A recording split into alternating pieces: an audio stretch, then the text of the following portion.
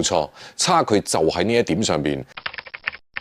廣東隊常規賽第3次對陣上海，結果仲係一樣大比分輸波，近9戰7負。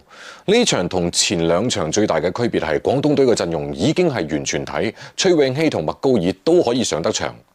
一場16分分差嘅比賽，上海隊嘅白邊正負值達到正33。乜嘢意思？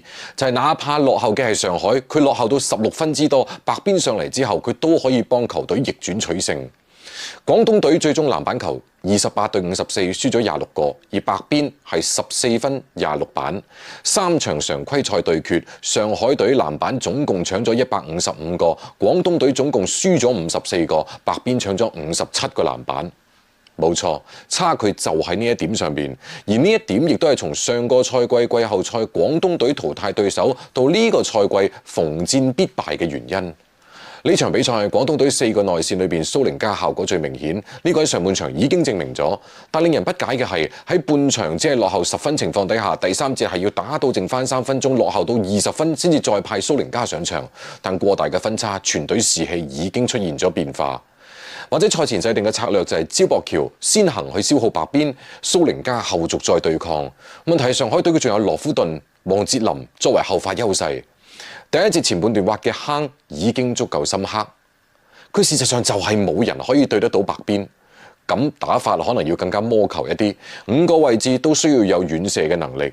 廣東隊陣中理應有足夠多嘅3分特長球員，有3分冠軍、持球3分手、全職3分炮塔。當白邊佢就係唔肯離開禁區，咁你唯有將戰術外移，全力製造外線投射空間。確實呢個唔係最好嘅辦法。咁無奈你真係頂唔住白邊，就只能夠搏一鋪啦。打白邊仲有一招，徐傑嘅1-5。無論係麥高爾、森拿或者係昆恩，似乎佢哋都冇徐傑嘅點名能力咁強。通過擋拆、換人錯位、持球人面對白邊，其他人散開，單人軍訓不失都係一種選擇。